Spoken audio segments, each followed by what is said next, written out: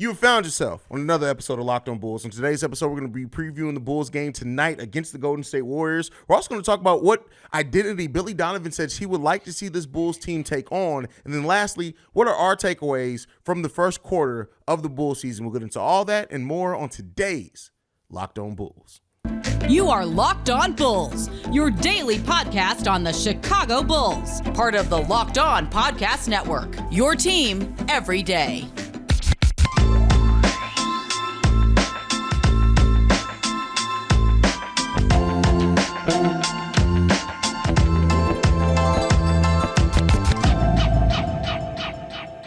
Thank you for tuning in to Locked On Bulls, member of the Locked On Podcast Network, where it's your team every day. Today's episode is brought to you by BetOnline. BetOnline has you covered this season with more props, odds, and lines than ever before. BetOnline, it's where the game starts. That's Pat, the designer, host and creator of the Windy City Breeze. I'm Haize, host and creator of Chicago Bulls and Chicago Bears Central. And Pat, the Bulls, who got absolutely demolished against the Phoenix Suns, have an even bigger test into the defending champions, the Golden State Warriors. I'm going to ask you this. How much do the Chicago Bulls lose by tonight? You know what? It's so wild because, like, we could absolutely say that the Bulls are about to come out here and get cooked, but, like, a loss like the other night would be like, hey, now it's time for us to play basketball like we're supposed to play, and they could actually come out here and win. I don't know. I think this is going to be a better game than what we saw against the Devin Booker 3-quarter 51-point dominating Suns. But I do think that it's going to be tough to win if you don't come out defensively engaged, and if you don't come out with an offensive game plan that suits everybody on the team. And that's a lot to change from one game to the next. But we've seen the Bulls change that from one game to the next. We saw them get cooked by who we get beat? Orlando, right? We got cooked by Orlando, and then they beat the Bucks and the Celtics. Consistently inconsistent is the theme of this team that Billy Donovan put out there, and that's how it feels. It's just how it feels right now. With this Bulls team, let's say they do keep with the theme of them just being just weird, that they do play really well against the Golden State Warriors. If they come out of Golden State with a win, right? Let's say that. Then they turn around, let's say they beat also Sacramento. What do you think that does for the Bulls community? What do you think that does for the team? At that point, they'll be 11-12 if they're able to do that, still below 500. But what are you thinking there? I mean, listen, it puts us in the same spot, right? Like, it's another time of what are we really looking at? I mean, at the end of the day, right, while the Phoenix Suns lost, sucked. I mean, it's probably the worst feeling loss that I've had this season, just because of how Devin, like the complete demolition of our defense. He was 20 for 25 and 5 for 6 from the 3-point line. Like, just how he was just like, yeah, I'm gonna just cook y'all real quick, and it seemed like nobody cared. At the end of the day, it still counts as one loss. So if you come out and you all of a sudden get this thing together, right? Like, the NBA is a long enough season that we can start feeling good about this team again. You go beat Golden State, and then you're looking back on this thing, and you're 3-5 in your last 5, or 3-2 in your last 5. And we're 3-2 in our last 5 right now. So yeah, I mean, well, I'm just saying, like, right, like, I know, I get what you're saying. You're saying if we go into our next, I guess if our last 5, right, or we'll be 4-2 in our last 6, right? And 3 of those wins are against Milwaukee, Boston, and Golden State. Well, when you look at it like that, it doesn't seem like the end of the world. You just got to forget that you just got cooked the game before. So it doesn't change much, I guess, for us right now. But it's one of those things where, like, you don't want to keep the bleeding going.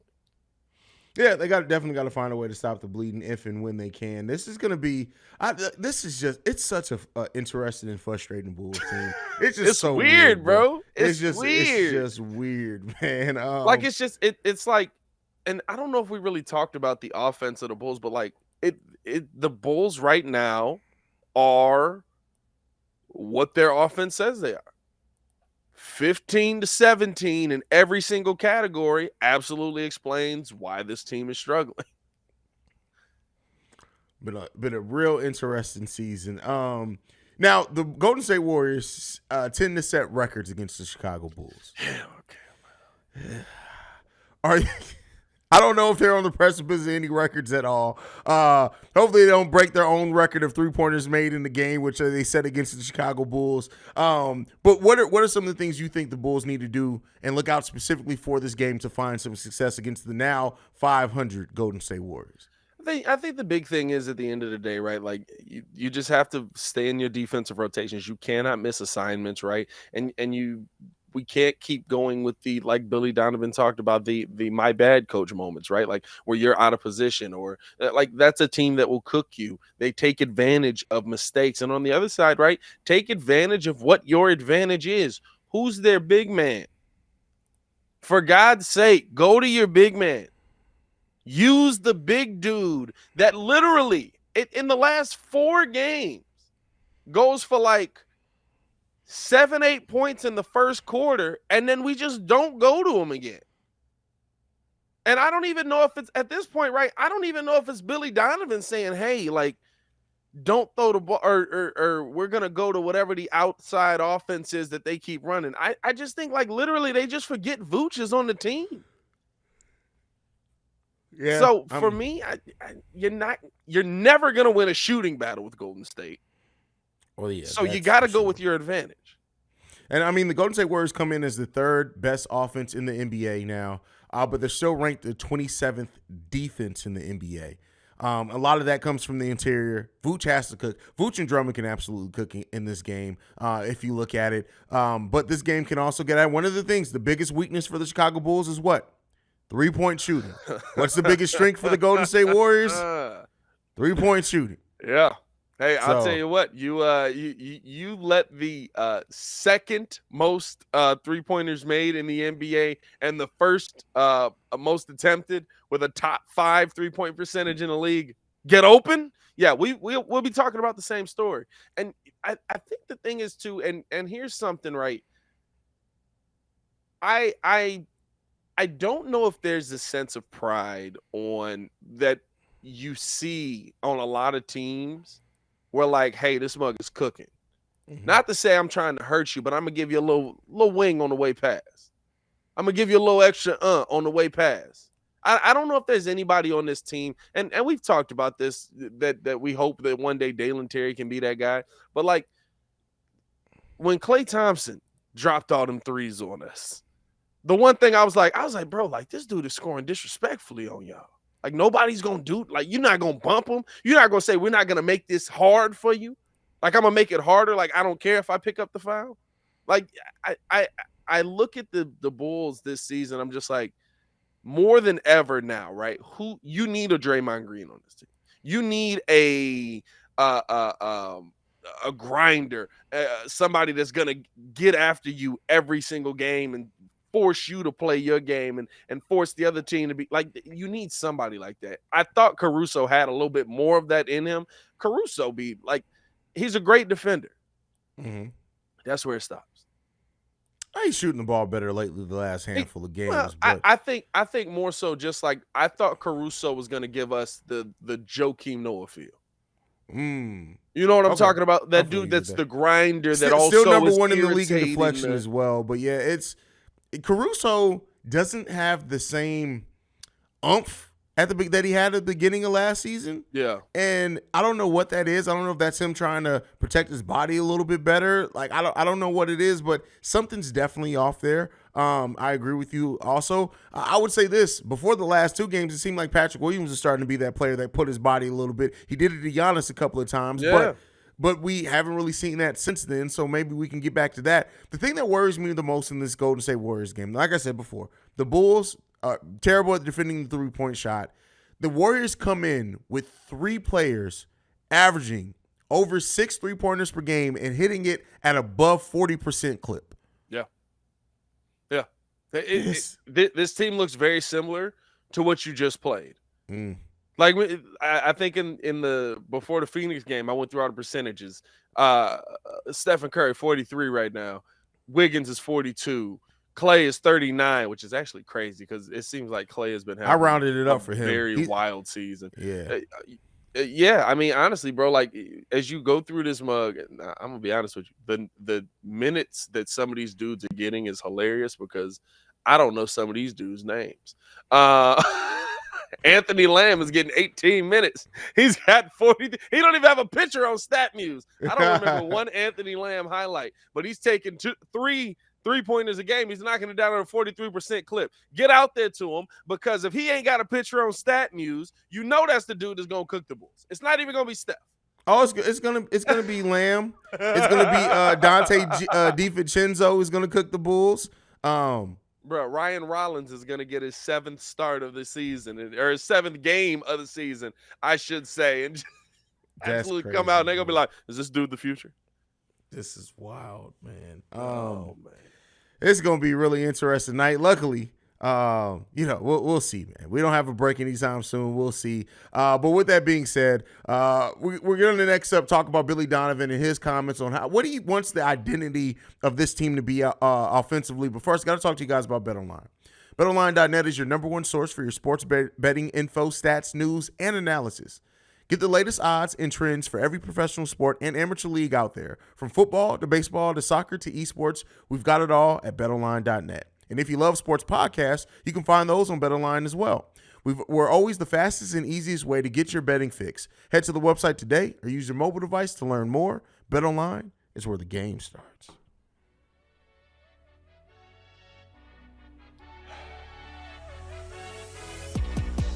We want to thank you guys for making Locked On Bulls your first listen every day. For your second listen today, go check out Locked On Sports Today. From the games that matter the most to the biggest stories in sports, go beyond the scoreboard and behind the scenes with local experts that only Locked On can provide. Locked On Sports Today, available on this app, YouTube, and wherever you get your podcasts. There you have it. Pat, so Billy Donovan said that the Bulls' ideal offensive identity needs to be 5 to 7 players in double figures and 25 to 30 assists a night as a team. Now, I ask you this. You know, I've always said this. Billy Donovan is real good at saying what sounds good. But do we think Billy Donovan runs a scheme that's conducive to 5 to 7 players being in double figures? Offensive. I think that Billy Donovan wants to. I think the team is not built for that. I think that the few moments where we see the Bulls like come out of actually having a real practice and being able to sit there and work on things, right? Like you see the Bulls moving the ball out of practice really well, and then everybody's getting involved, everybody's attacking. Like, of course, it sounds great to say that, and it sounds great when you try to implement that. But then, right, when you see DeMar DeRozan and Zach LaVine taking the shots that they take, it's not the team that's built for that. And, you know, you would essentially have to, for me, right, like I think Billy would have to, and I don't know where the role begins and ends for him, like where the hands-on and hands-off comes in and doesn't. But, like, I think you would literally have to say, call out every play, call out every set, every time up and down the floor. And we know that's not how Billy Donovan runs his plays, right? Because if you don't, you're not – DeMar and Zach are going to get their shots up. They got to get their shots up. That seems to be the theme of this season. You got to get your shots up. And if you're not getting your shots up, how you going to get shots? I say this. I think Billy Donovan's scheme with improvements would actually – not running as much ISO, putting the ball. I think we do have the team that can. When you look at it, like if we're looking at 5 to 7 players who can average double digits, we know Zach, DeMar, Vooch. Patrick Williams has already showed he can get double-digit points with about 8 or 9 shots per game. I think Ayo can also do that. You would have to run a little bit more up-tempo things for Ayo at times. And then Drummond can get double digits by just being out there on the court, just by the nature of how he plays. That 7th player, I think, would fluctuate between Goran Dragic and Kobe White and Alex Caruso, but I think it's possible. I just think that it's this. For that to happen, and, you know, I go back to this, the Bulls have to play better on defense to get more possessions. So Drummond's going to get you the rebounds. Yeah. But if you can play better on defense, you can keep, like we've heard so much, Alex Caruso and Javonte Green 1 and 2 in the league in deflections. That's all cool.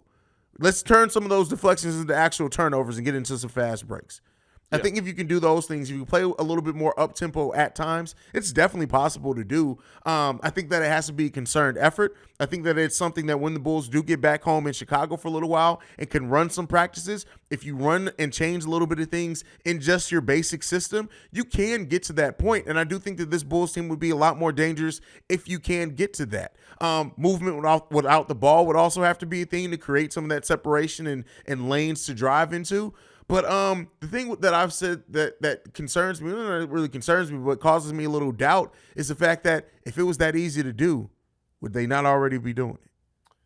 I think that's what it comes down to, right? Like Yeah. we see that they're missing assignments defensively. Like you visibly can see that. At least I can. If you're missing those, right? How hard is it for me to believe that you're not following the offensive game plan? How hard is it for me to believe that when the ball hits Zach LaVine's hands, he's taking a shot? How hard is it for me to believe that when the ball hits DeMar DeRozan's hands, the ball's not coming back out? I can see those things as well, right? And I think that the way for that sounds crazy, but I think the way for that to work is honestly like maybe we need to see a lineup that includes our P. Will and or Io and just nobody else.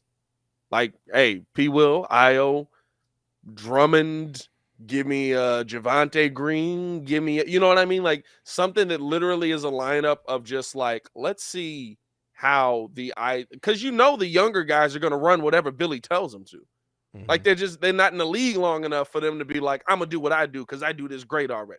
Like your young guys usually are the guys that are going to say, I'm going to run the offense that the coach has put in place, and we're going to see how this works. Because I don't see a way where with the players that we currently have, at least with the mindset that they seem to have, right, that there's going to be more than one pass to a shot, especially if that pass is to DeMar DeRozan. The one thing I'll say about Zach is Zach is opening a lot of guys up. He's passing the ball a lot better these last couple of these probably last 5-6 games, right? But I will say this as well. The question that I do have on a lot of this is our offense just right now shots aren't falling? Because we probably feel a lot better about how competitive we are in the last game if Zach LaVine isn't the only offensive player out there that can score the ball at a high clip and he goes 0 for 7 in his time on the floor. I don't know if it's just shots falling. I do think shots falling would help this team drastically. I think especially Zach, and I've said this before, if Zach LaVine just gets back to his normal efficiency level with the way that he's shooting, that's almost 30 points per game right there from Zach LaVine. And that's my question, right? Like, is our offense, like, I would love to have the 10 to 20 and all of that. Like, I think that's a lot, but like teams aren't playing Zach the same way because Zach's not knocking down shots. That means I could play everybody else a little bit different. Like, is our offense simply having issues right now because of Zach LaVine's inefficient season to this point? I mean, it definitely plays a big part. or is it actually like this offense doesn't work all of a sudden? Because we've seen this offense work. Yeah, but I think you got to also keep in mind that the Bulls' offense was very simplistic even when it was working last season. And I think there is a little bit – I'm not going to rest it all in there. There's a little bit of the NBA just figuring out the Bulls' offense. But I will say this. It's easier to figure out an offense when one of your guys who's usually averaging 28 points is barely averaging 20 and is shooting the ball the worst percentage that he has since his first year in Chicago coming back from a knee injury. So – yeah, I mean, and like to me, right, like NBA offense is like – figuring it out ain't usually the hard part, right? Like, guess what? I know what the Bucks offense is. Give it to the tall Greek dude that kills people on the way to the bucket. Yeah, I mean, like there's a lot of it's more complexity to it than that, but that's also a generational player, which we don't have. It's a little bit easier to run a simplistic offense when you have a generational player. That's the but I think my point is, right, like sometimes there are things that, right, like I know what DeMar DeRozan's offense is 2 dribble pull up. You still can't stop it, but it's a 2 dribble pull up. He goes to that play just about 75% of his jump shots. You still can't stop it, right? So like sometimes just knocking down the shots makes the biggest difference. And while Zach LaVine is in a horrible slump, and I think he's found some other ways to get the offense facilitated to the rest of the team, right? I think him not knocking down shots goes to the rest of the team as well. P. Will got to be able to knock down those open shots. Wasn't able to knock down those shots in the last game. Was he 0 for 9 or something like that from the field in the last game? 0 for 8.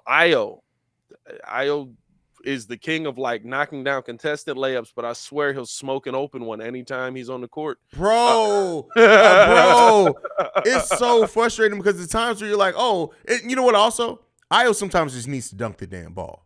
Like sometimes he's right there. He just refuses to dunk it, and it's like you missed a wide open layup when you could have just dunked it. This was my question on the live stream last night. I was like, is an NBA 10-foot rim different than like a regular 10-foot rim? Because I swear I'm barely 6 feet tall, and I used to be rim grades dunking the basketball. You're 6'6". You can't jump a little bit higher? Like, what's going on, bro? I have large legs, but still, like, I mean, come on, dog. Like, you shouldn't be rim grazing. Kobe White, you're 6'6". You shouldn't be. He got short arms. So he's got short arms. Kobe does have the short wingspan. Do that again. Do that one more time. Hey, bro, I swear, Kobe's wingspan is never on display more than when like they whip a pass to the corner and he's in the corner, but it's just he just can't get out to it. That's funny, man. That's hilarious. God, that hurt my chest. All right. So next up, we're going to be talking about our takeaways from the Chicago Bulls season so far. All right, Pat. So, doing this. Hey, yeah, we it was a commitment, mate. What are some of the biggest takeaways overall from this team? First quarter of the season, still small. Let me not say small sample size. At this point, you're a quarter of the season. That's a decent sample size. That's a sample. Yeah, that's a sample. A quarter is a sample. Somebody walk in and give you a quarter of a piece of a pizza. That's a few slices. You can make a meal off that. I'm fat. Okay. I'm hungry. So that's why I made. I'm also starving now. So dang, yeah. Thank you. But yeah, what do you thoughts on the Bulls season so far? I mean, listen, it's right now to this point. It looks like your stars aren't being your stars. Biggest thing. That's my biggest takeaway from the quarter. Right, like DeMar DeRozan is kind of still playing his game, but his buckets aren't as effective when the Bulls are down big a lot in these games, or down big in some of these games. I can't say a lot. You've been competitive in majority of these games, but you're being competitive against some teams that you should beat, right? Like, I think there's a lot more parity in the NBA. I think the first quarter of the stats of the entire league will tell you that because of how many teams are like 11-10 or 10-11, 9-12. You know what I mean? Like, I think there's a lot more competition in the league, which when you actually watch the around the NBA, you're like, oh, like, I don't know if the Orlando Magic are good, but they definitely can be competitive with anybody on any night. But the biggest takeaway for me is just like the aggression that Vooch came out with at the beginning of the season. That seems like it's just completely disappeared. Zach LaVine hasn't found his shot in the first quarter of the season. Had a couple of games where he did. Had a couple of games where he got hot, knocked some shots down, but it hasn't been a consistent game. And you know what? When you bet on continuity and you bet on bringing back Zach LaVine and making him your highest paid player, and you bet on running it back with Vooch and DeMar, you all have to hold up your end of the bargain. Dragic has been phenomenal in the first quarter of the season. I think he slowed down a little bit since he had the injury, but he's still been finding guys left and right, no look passes, dotting them up, right? Like, Drummond has been everything he was advertised to be. Javonte Green's improved his game. Kobe White, while he's been out there, has played better. Like, there's Patrick Williams has played better. Everyone else has played better. When you think that's the takeaway, everybody else got better except the people that we needed to be better most. Zach LaVine ain't even better than one-legged Zach LaVine right now. Well, and that's kind of my takeaway from this. So I want to get into my first one, and just the and I don't do this to put any fear in people's heart, but I do this to just bring a little bit more realism. We hear so much like, okay, once Zach gets going, I'm a victim of it. I'd say it all the time. I think, hey, once Zach gets going, this team's going to look different. We may just not see. The last time Zach came back from a knee injury / surgery, this was his numbers. Now, only 24 games in this, but He had 38% shooting from the field, 34% shooting from three-point range. He averaged at that point 16.7 points per game. He had a PER 14.69.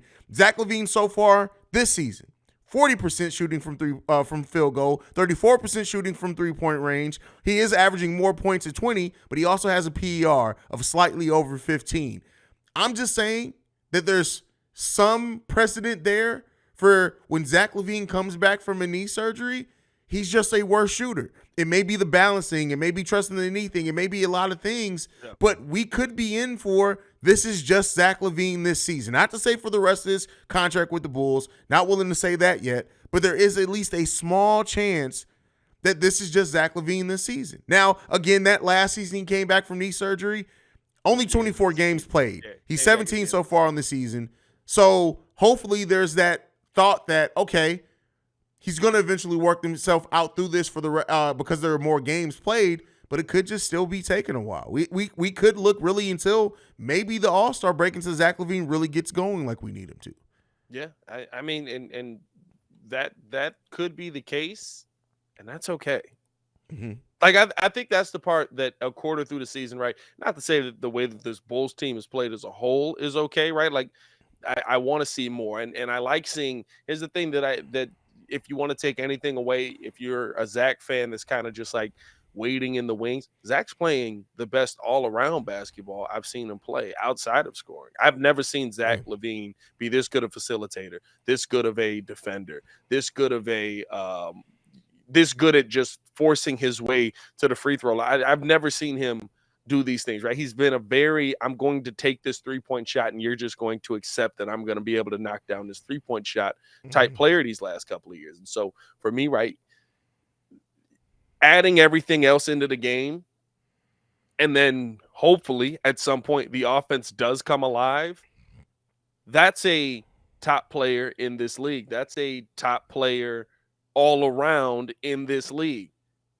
I need to see that come to fruition at some point this season, but I like that he's added more to his game than just I'm going to pull up this three-point shot and that's the only thing that I'm able to offer to the game. I think that's really the story of this Bulls team, though, right? Like there's hope here, but that's all it is right now. A quarter of the way through the season, like we hope we're going to beat Golden State, but I can't give you logical reasons after watching this game versus Phoenix to why we will.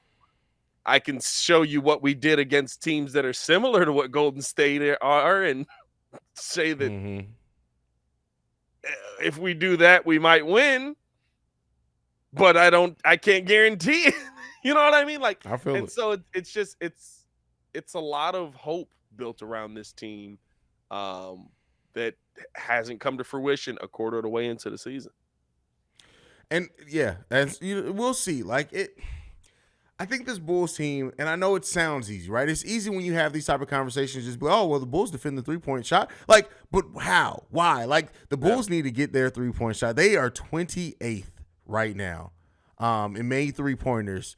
And so, like, we got to shoot the ball better from three. We all have to stop allowing other teams to come in and set career highs against us in three as well. We need a lot of these things to improve, bro. I think the attempts is the most confusing part for me, bro. Mm-hmm. It's the fact that, like, how are you only attempting 10 or 28 three-pointers a game In the modern NBA. That would be high.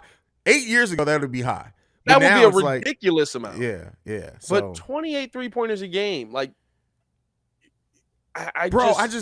we are allowing opponents to shoot on average 37.9% from three-point range. That's bananas, bro.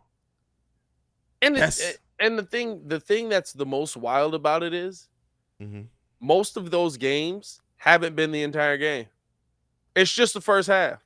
But it puts you so far out. Like literally, like the first half is like, how many halftime hangouts have you done over on Central where you're like, hey, they shot 69% in the first half from the three-point line. A lot. And then we finished the game out and we're like, they shot 37% because they shot like 22% the rest of the game. Yeah. Like for me, it's just about I don't know if this Bulls team I hope this is gonna be a tough segment. Tough way to finish it out.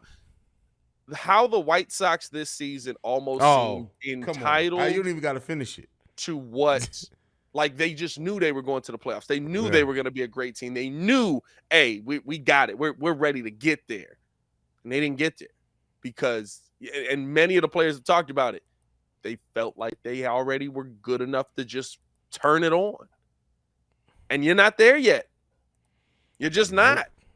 And I feel like the Bulls in the first quarter of the season are very similar to that. Let's hope that doesn't hold true, bro. Let's hope that doesn't hold true, because that's a long season, bro. I can't deal with the Bulls having a White Sox season. I can't do it. That'd be bad. I can't have two of the most disappointing seasons of my life in a row. Like, Bro. That White Sox season was the most disappointing season I've ever experienced, because I was like, you know what? I can't say that. It won't be that. I really thought the White Sox could make the World Series this year. So I don't think the Bulls are going to get to an NBA championship. So it wouldn't be my most disappointing season, but it would be fairly disappointing if we had a New York Knicks season. That would hurt. That would hurt. I mean, here's the best part about it. There's a lot of games to go still. We got a large sample of what this team is, but there's a lot of games to go. Mm-hmm. It's not written in stone just yet. It's not. As much as some Bulls fans, and understandably, don't want to hear that, it's not written in stone yet. We made it through one quarter of the season. We got 3 quarters left to go. It's a very long season. And we'll see how it shakes out. This Bulls team has a lot that they need to try to improve on. Lastly, before we go, has this at all, I think we both came into the season saying that we didn't necessarily think this front office is going to make any type of trade that majorly affects the rotation. Has this start of the season changed your mind on that at all? Not really, because is anybody like the disgruntled player that all of a sudden just wants out? Or is it, well, I mean, I'd say that maybe John Collins. I don't know what you'd give up for him, but maybe John Collins, just because like Atlanta seems like literally, remember when you was a kid and you just had $5 that you had to spend? You didn't need nothing. You just went and blew it on now laters and something. You know what like I mean? that? Like you just have $5 that you need to spend, and then like you Some eat them, and you're snacks. like, I spent $5 on this. Like that's how they feel with John Collins. Like they just like, we got a John Collins for sale, and nobody seems to want him. I mean, John Collins also literally right after he signed his contract, he was like, "Oh yeah, by the way, I want to go." Yeah, I'm 100% on board with that, right? But I think as well, like John Collins actually has been playing well for Atlanta this year. He's the one player that I looked at that I'm like, oh yeah, he does more than just like jump and dunk at the rim. But would that be adding too much? Because he's still defensively not the best.